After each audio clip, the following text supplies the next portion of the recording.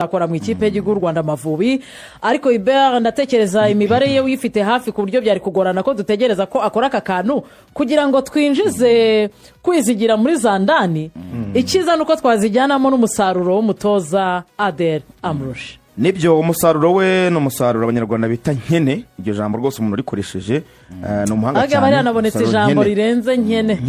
Nkene yaba ari nyakujya. Umusaruro mutindi.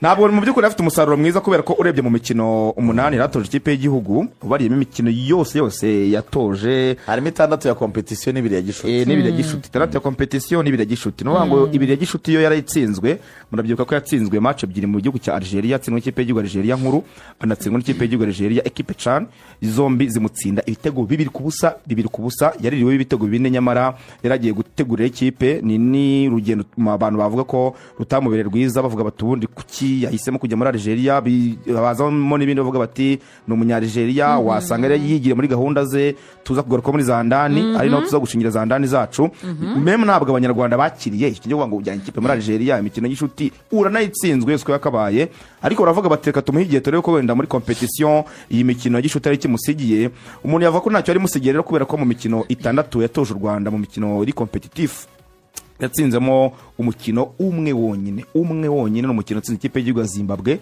nabwo igitego kimwe ku busa hanyuma aza kunganya undi mukino umwe mu gihe imikino ine ya competition yitsinzwe ikaba 6 yatsinzwe muri rusange uvuga ngo imikino 8 yatsinzemo umukino umwe anganya umukino umwe atsindwa imikino 6 ng'umusaruro w'umutoza Adel Amrouche mu gihe gito yaramaze mu kipe y'igihugu kuko nekereza ko bari mu batoza batarambye mu kipe y'igihugu guhabwa akazi mu kwezi kwa gatatu ukakamburwa mu kwezi kwa mbere urumva ko atoje amezi 10 yego haburaga amezi 2 mu mwaka wuzuye no mwaka ntabwo wuzuye urumva rero ko ari mu batoza bihuse cyane ariko nyine dushingiye ku musaruro yafite umusaruro mubi bikabisha. Tujyane muri Zandani ushingiye kuri iri tangazo ryo mu cyongereza ritubwira ko rwose nta yandi makuru itangaza makuru muza kubona icya kabiri Adel yakomeje gushinjwa kudahuza n'abakinnyi icya gatatu Adel ashinjwa kuba hanze y'u Rwanda kurushwa akabaye ikirari Kigali akurikirana ikipe y'igihugu Rwanda Amavubi. Adel azize iki? Adel Amrouche ku itariki 15 z'ukwezi kwa 10 nikojeje ku rubuga rwa Twitter kuri X ndandika nti amakuru ansumira arambwira ko amasezerano ye yatangiye gusuzumanwa ubushishozi ubundi agashimirwa. Iki gihe nari nakiriye telefone y'umwe mu bantu bari mu nzego ziyobora umupira turimo turaganira ku kintu cyitwa amasezerano ya Adel narako ya Adel ndetse avuga ati umusaruro ntabwo wadushimisha. Tariki 15 z'ukwa 10 Ibert bari bamaze gutsindwa match uze kureba neza ndumva ari match ya South Africa 15 z'ukwa 10 15 z'ukwa 10 na Afrika y'Epfo muri South Africa match ya nyuma. Icyo gihe telefone ya president wa Ferwafa yahamagaye Kigali avuga ati musuzuma amasezerano. Ayo ni amakuru yanjye nari mpagazeho. Adel Amrouche ibyo rigwaga garutseho hari ibintu bimwirukanishije. Ibyo bintu bimwirukanishije ni ibintu yarazwiho na mbere ko ahabwa aka kazi ari nayo mpamvu at the first place wamugani w'abayobozi mbere na mbere ubundi gwakaza Adel Amrouche cyari cyemezo kitari gikwiye kuko Adel Amrouche twari tumuzi atoza Burundi twari tumuzi ateza saga muri Tanzania yego twari tumuzi ko ari umutoza utagira imibare myiza ahubwo ari umutoza ukunda ikintu bita hanze y'ikibuga. Mu 2021 Adel Amrouche atoza Botswana nge twahuriye Avani Resort muri Gaborone muri Botswana. South Africa n'u Rwanda hari tariki 14 z'ukwa 10 nanditse 15 icyo gihe nari maze kumenya amakuru yuko president ahamagaye i Kigali avuga ati musuzuma amasezerano ye uyu nta mutoza dufite. Nahuye na Adel Amrouche 2021 Gaborone muri Botswana Avani Resort Hotel yaratwicaje turimo turaganira icyo gihe nari ndi kumwe na delegation ya AS Kigali. Adela Murusha yatozaga ikipe y'igihugu ya Botswana. AS Kigali yagomba gukina n'ikipe bita Orapa United yo muri Botswana. Urayibuka ubita Lawari nyakwigendera nawe wayisezereye Abubakar Lawal Akina AS Kigali. na Nigeria. Icyo gihe Adela Murusha mu bantu twari kumwe yari arimo aratuganiriza uburyo nyine umupira wa Afurika ari umwe. Urumva uburyo utawubamo udatanga akantu.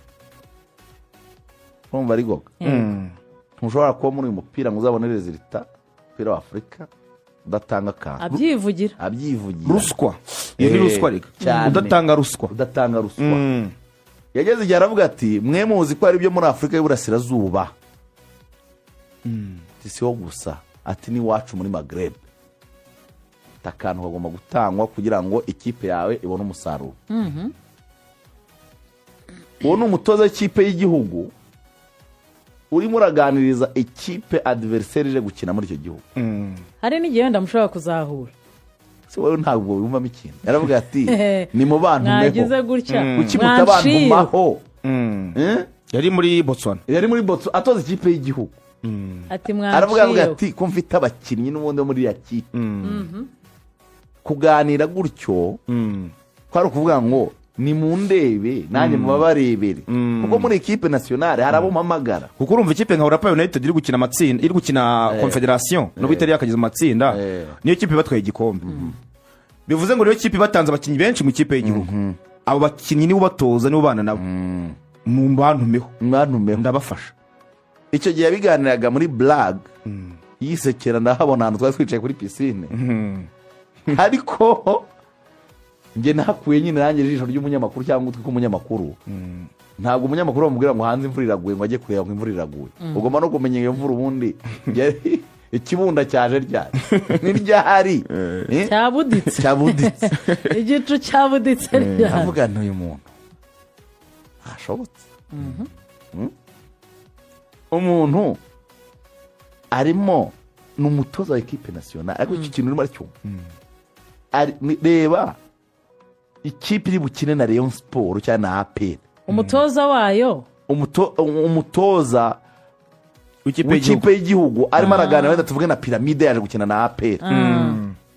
Hayibwira ati muri APR abakinnyi barimo benshi ninjye ubahamagara baragurika muri mu biki.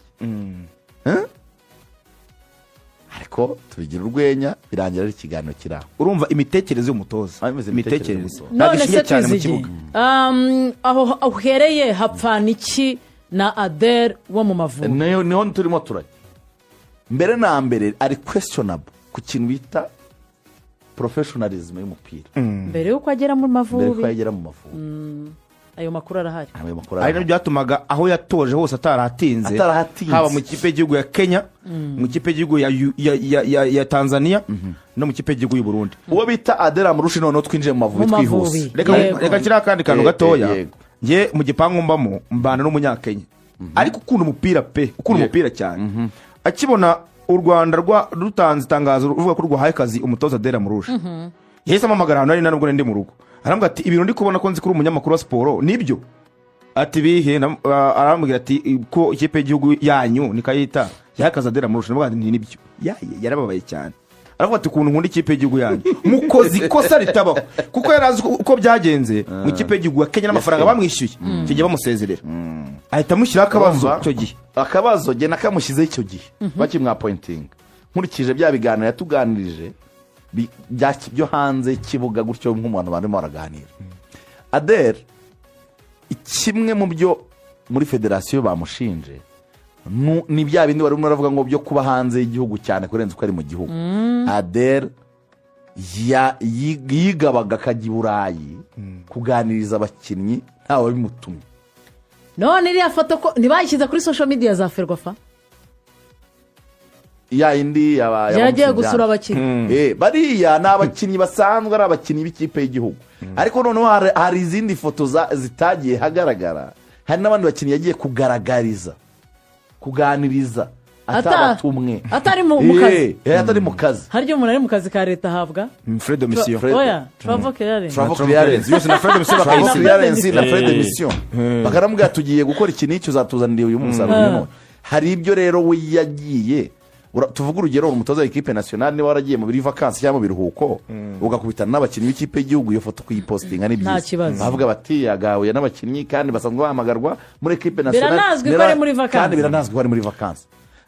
Adera murusha ikintu cya mbere na mbere umunsi wa mwa pointing yaduhaye umutoza wungirije w'umugore w'umudage soma Dr. Nde Caroline Dr. Caroline wigeze umubona nari federasiyo yaravuze ngo twamusabye kugira umutoza wungirije w'umunyarwanda sibyo afite Eric Nshimiyimana aduha umutoza witwa Dr. Caroline utarigeze ukandagira mu sinigeze namubona yambaye mwigeze mumubona mwe inshuro ebyiri zose yahawe akazi k'ubutoza ntiyageze i Kigali kuko yageze guhabwa muri Gasogi Caroline kandi yaramuhanonseje rwose birangira ataje ukiraho rero iyo foto uri kuvuga kuyipostinga njye nabibonye mu bundi buryo nuvuga ngo federation nuvuga ngo kubera ko yari izi ko umukozi wabo hari akayihayiho agira ko gukora ibintu atabivuganyeho n'ubuyobozi bari babizi neza niyo kuvuga ngo ndabizi neza ko iyi nyamaswa ikunda ibi biryo reka nzayibitegereho niko nabifashe baravuga bati uyu mutoza ashinjwa ikintu cyo kuba ashaka kugirana umubano n'abakinnyi cyane kandi mu by'ukuri atabihera uburenganzira reka tumureke ajya abikora ntitunamubuze kugira ngo kubera ko afite umusaruro mubi tuzanahahere tubona impamvu yo kumusezerera kubera ko aburicinze contract aho iriya ngingo ya 17 igika cya kabiri kuko ubundi mu busanzwe nagerageje no kuyisaba ariko nyine urabizi ko ntago byemewe gushyira ahagaragara amasezerano umuntu yagiranye ya n'ikigo runaka iriya ngingo ntekereza ko ari naho bamutegeye ibyo bintu byo kujarajara no kugira gutya na gutya kuko n'impamvu Ferwafa iri kwirinda meme na ministeri kugira ibintu byinshi babivuga ibi bintu nuko bazi ko Adel nawe agiye gushaka ingingo zimurengera ashobora kuregesha Ferwafa na ministeri ya siporo kuko bamusezerera agifite amasezerano najya yemera kuviramo aho icyo cyo bakitege aho rero ugihari rwo barutsinda batarutsinda n'ubundi ntashobora kugendera bagiye kuruburana aho rero urwo bagiye kuburana hari ikinyarwanda bajya bavuga sinshatse kukivuga ngo umuntu yaburanye aho bimwe mu bintu Adel ashinjwa byatanye no kumukorona bya bihe muri Algeria ministeri nigeze inyurwa n'ingengo y'imari yahatikiriye agiye gukinira imikino ibiri ya gicuti n'imyitwarire yagizeyo ariko zibyo nakubwiraga ariko Adel yagiyeyo aho kugira ngo abane n'abakinnyi muri camp Adel yarifataga akazana n'abapampe be muri camp bakahirirwana akajya kurara iwe nigeze aba muri camp barangiza bagakonsoma kuri fagitire ya leta abapampe ya kwiwa nuvuga ngo aba agenti bashaka abakinnyi Adel yaje ahabwa akazi niho nakubwiye niho hari questionable mbere na mbere ndabona n'abantu barimo barabibaza ngo ikibazo hagati ya Adel na Ferwafa cyangwa iki ubundi na mbere no kumuha akazi ntibyari bikwiye yego kuko si umutoza wari mushya batari bafite amakuru ahagije abamuhaye akazi bakamuhaye babizi neza kandi babishaka urimo nabyumva kandi n'itikizwa ry'amafaranga hari n'ababiryojwe cyane si byose hari n'abakirimo barakurikirana kuri buka minisitiri avuga ngo nta kipe y'igihugu izongera gusohoka itajye mu buryo nyine buzwi kandi itagiye gukina imikino itanga umusaruro igiye gutanga umusaruro dore ikibazo ni muri Algeria ngo icya kabiri uburyo bwo guhamagara abakinnyi hari amazina yagiye ahamagarwa mu ikipe y'igihugu atarasanzwe amenyerewe mu Mavubi kandi abo bakinnyi banagera hano tugasanga nta musaruro batanze mu buryo bwo kubahamagara habaga habayeho gushidikanywaho Adel ariko akabahamagara kuko n'ubundi umusaruro ubazwa umutoza abo bakinnyi nabo ni izindi koste zabarwaga kandi bikanabarwa ko hari abo yahamagaraga mu nyungu ze zigamije uribuka hano mu Rwanda iyo tugiye gukora recruitment amakipe agiye gukora recruitment ukuntu avuga ngo tuzagura umukinnyi urumva tuzagura umukinnyi uhamagarwa mu ikipe y'igihugu Adele ibyo bintu yabifashaga bamwe muri bo umva se kandi kantu kabereye muri Algeria yaje muri kampu abwira abantu bashinzwe kubika ibikoresho ngo nibazane amabaro n'imyenda y'Amavubi kugira ngo ayihereze umuryango. Ferwafa yegeranyije impamvu zose. Si ibyo ngibyo impamvu rero urimo urabyumva federasiyo tariki 15 z'ukwa 10 nakubwiye nakorere iya tweet nuko muri federasiyo bari bamaze gufata umwanzuro uko uyu mutoza nta musaruro arimo aratanga. Icyo gihe bakoze evaluation impamvu batamwirukanye mu kwa 11 bakoze evaluation basanga umusaruro ntibaragera igihe cyo kujudginga kuko ikintu bamuzaniye yari gushaka qualification za 2027 basanga haracyari kare baravuga bati tumwirukanye iki gihe yaturega akadutsinda. Ari tariki zingahe? 15 z'ukwa 10. Umva impamvu batari guhita bamwirukana kuko burya ahabwa akazi mu kwa gatatu match ya mbere yari imikino ya gishuti ajya muri Algeria 5 z'ukwa gatandatu aratsindwa n'9 z'ukwa gatandatu aratsindwa. Match ya mbere yatoje ifite ikimaze yari match ya Nigeria n'u Rwanda tariki 3 z'ukwa 9 yego atsindwa kimwe ku busa hano i Kigali urabyibuka. Oya yari kuri match ya 2-0 tariki 29 z'ukwa gatatu match ya Nigeria ya Nigeria yakimana gufata amasezerano ya inde 1-0 arakiri wa musaza Spitley we tariki yahonye akazi 25 z'ukwa gatatu. Match ya mbere yari ya Nigeria kuri 29 hari aburaga urabizi ko yatangarijwe i Nyamirambo ikipe irimo irakora imyitozo yento byibuka kuri stade ya Kigali Pele n'undi twarimo turategura umukino wa Nigeria ahita uraswa 2 ku busa niyo match ya mbere yahereyeho ahita ajya muri amikare za Algeria ahita araswa 2-2 ikipe y'imbere nayo iramukubita aragenda anganya na Lesotho atsinda Zimbabwe atsindwa na South Africa nibyo mu kwa gatatu tariki 10 rero ntabwo hari bwagera igihe cyo kumujudginga neza ko yarakifite match ebyiri za competition. Federasiyo yararebye aravuga ati iki gihe tumwirukanye byatugora so nuvuga ngo rero bategereje ko aza breaching a contract urimo urabyumva aza breaching a contract akora ndi makosa